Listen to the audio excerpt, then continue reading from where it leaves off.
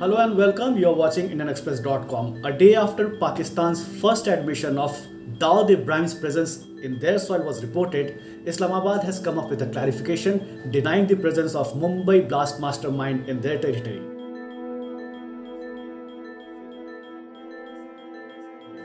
Now, Dawood Ibrahim's name figured along with 87 others in the Statutory Regulatory Order released by Pakistan's Foreign Ministry recently. Now, this was seen as the first time admission of Pakistan of Dawood Ibrahim's presence in their territory. Now, Islamabad now says, making a U-turn, Islamabad says that the reports are baseless and misleading. Our associate editor Shubhajit Roy explains what is this statutory regulatory order in which Dawood Ibrahim's name figured, why Pakistan made a U-turn, and what is the way forward for India to get back the mastermind of the 93 Mumbai blast, Dawood Ibrahim. Shubhajit, if you can tell us the latest development that has happened in Pakistan, what is this SOR that was released by the Pakistan Foreign Ministry and how come Dawood's name figure in that list? What is this SOR if you can tell us about?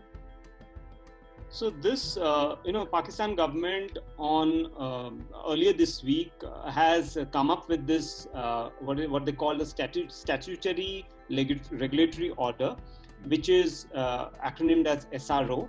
It's a gazette notification by the Pakistan Foreign Ministry, which has listed names of terrorists who pertain to Pakistan. They either operate out of Pakistan or, according to the UN Security Council, they live and are present in Pakistan. So this particular list had 88 names, out of which, from India's perspective, Dawood Ibrahim, India's one of the most wanted terrorists, is also in that list. Now, in this list, there are also others who are of interest to India. There are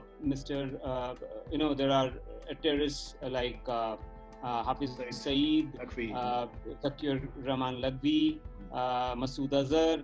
So these are some of the terrorists who are on this list, and the Pakistan government notification lists them just like it lists the UN Security Council list of sanctioned terrorists are listed. Yeah. So as per their chronological order or the kind of names, aliases, and all of that is listed.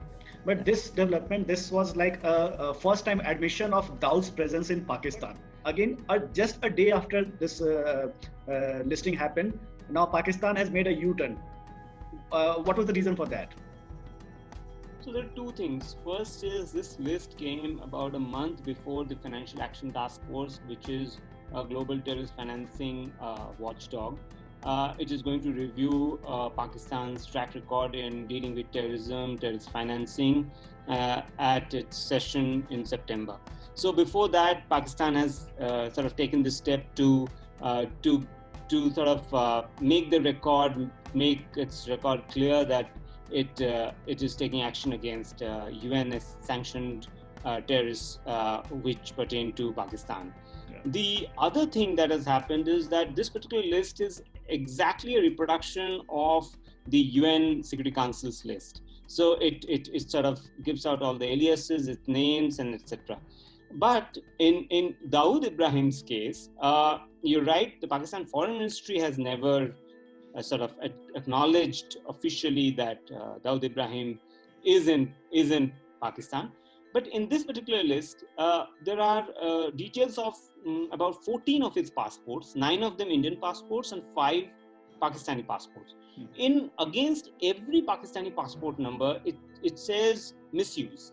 Essentially, this means that Dawood Ibrahim, wherever he is, whether it's in Pakistan or elsewhere, he has procured these Pakistani passports without official sanction. That is what it means when they put the entry misuse against the Pakistani passport numbers. So in that context, Pakistan on Sunday has come up with this justification that this list is basically a list of the UN Security Council sanctions list, and therefore there is no question of acknowledgement of Dawood Ibrahim's presence in Pakistan. They are just reproducing that particular UN list as was, as was there since 2003. But can India call this, denial a mere eyewash? Because India has been, maintaining this stand that Dawood Ibrahim is present in Pakistan. So can the denial by the Pakistan Foreign Ministry, Pakistan government now, can be said a mere eyewash? Because the list also mentions the address of the Dawood Ibrahim as, Karachi. It gives Karachi address in that list. Well, as I just pointed out, the Pakistan authorities have never acknowledged Dawood Ibrahim's presence in Pakistan. The address that has been cited in this list is actually a reproduction is a copy paste of the list of the UN Security Council sanctions list. Now, Pakistan can very well say that Dawood Ibrahim does not live there. It is merely reproducing the UN list. So in that sense, they have kept the window of their deniability open. But Indian side obviously always maintains, the Indian government always maintains that Pakistan lives out of Karachi, and the address is mentioned in the list. But there is no sort of clarity on whether Dawood Ibrahim actually lives there or not. There's been no sort of independent investigation or confirmation of Dawood Ibrahim's presence in Pakistan's Karachi by the Indian authorities so far. So it's been almost 30 years since the Mumbai blast happened, and Dawood Ibrahim is still, we have not been able to get him. What is the way forward now for India to get back Dawood Ibrahim from this point? Well, India since 1993 has sort of put Dawood Ibrahim as one of the most wanted terrorists on India's list. It has shared that list subsequently with Pakistan, with other partner countries, with the US, with UN Security Council. In fact, after 2001, after the 9/11 terror attacks, India made a strong case, and that's how his name got on the UN Security Council list of terrorists, sanctioned terrorists. And after 26/11 as well, India made a renewed bid for his extradition. India has always called for his extradition because he's an Indian national.